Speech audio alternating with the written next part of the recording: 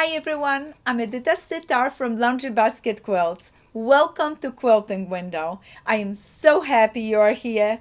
Guess what? It's month 2 in our block of the month, our Primrose block of the month. What an exciting project. Do you see the quilt behind me? This is the quilt that we're going to be making with our beautiful blocks that we're making every month. We are on our block 3 and 4, and I can't be more excited to have you jump in and start making the blocks. This project, if you're just joining us in, is a subscription. So what you do is you go to our website and you sign up for the block of the month. If you want to try, maybe you can still join us in. Just visit our website at laundrybasketquilts.com. Now I am super excited because this project comes in 2 different versions. One that it's pre-cut, and what you do, you receive a little packages like this full of beautiful pieces that are already pre-cut for you, or you can go ahead and sign up for the second option of this block of the month that is just the fabrics and you cut your own pieces. Whichever way you go, you're going to have fun with us. I absolutely love this project and I'm super excited for you.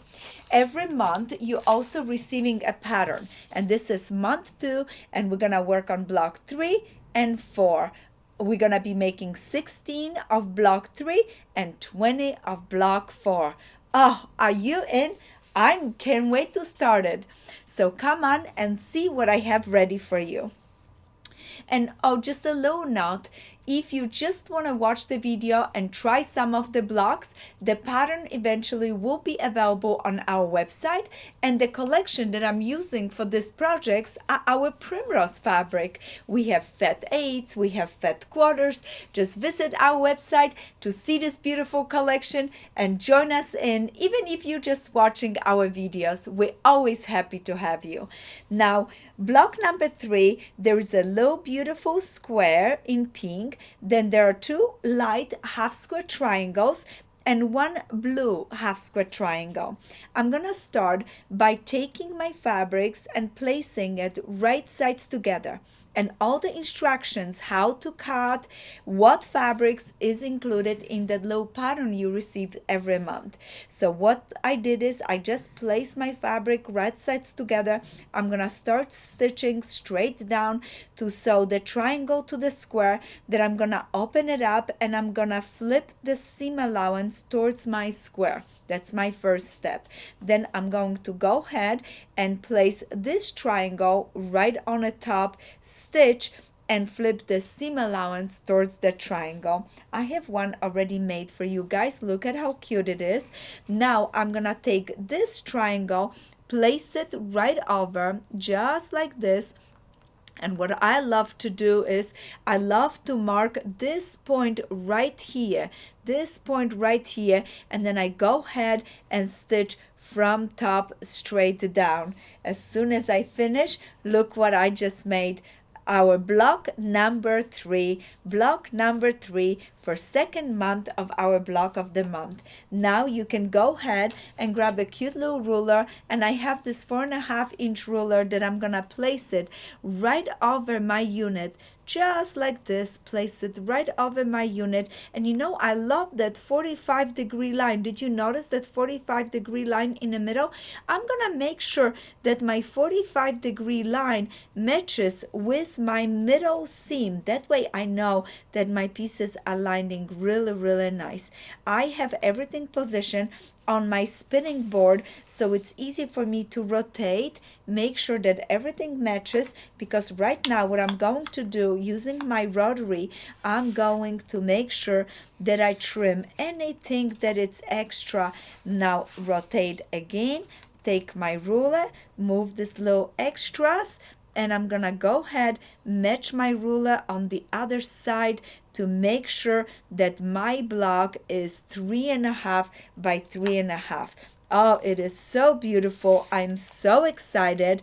And like I said, you're gonna keep going and keep repeating this process because you're gonna be making 16 of those.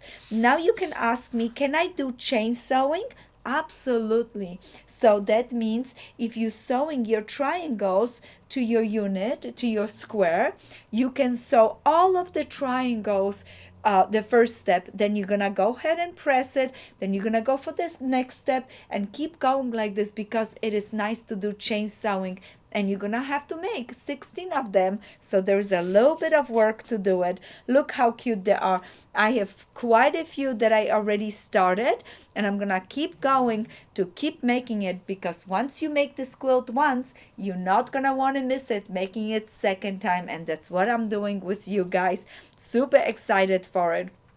As soon as you finish your block number 3, we're gonna move on to our block number 4. This one, what I want to bring your attention to it, have a beautiful, beautiful low square, and this square right here it's cut from a fabric that has direction. So right in a pattern, I made a low knot. We're gonna be making 20 blocks.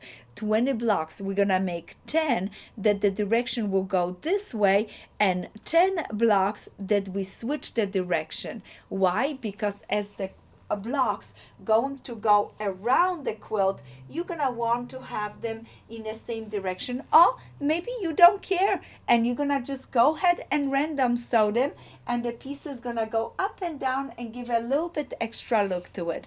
This quilt that I have right here, I did a random layout of the squares, but the quilt that I'm working right now, I'm gonna pay attention and I'm gonna make sure the direction of my fabrics is laying down horizontal to the quilt. But look at it, it does not make a difference. It's up to you guys. But no less, this is how you're going to make your blocks. You're gonna lay your little square, you're gonna lay out all the pieces, and now all that you have to do is take your little triangle, place it right sides together with your square, just like this. You're gonna start stitching from the top, stitch straight down, flip it open, press your seam allowance towards the square, beautiful. Then you're gonna go ahead and finish with this triangle, flip it open and press it towards the triangle.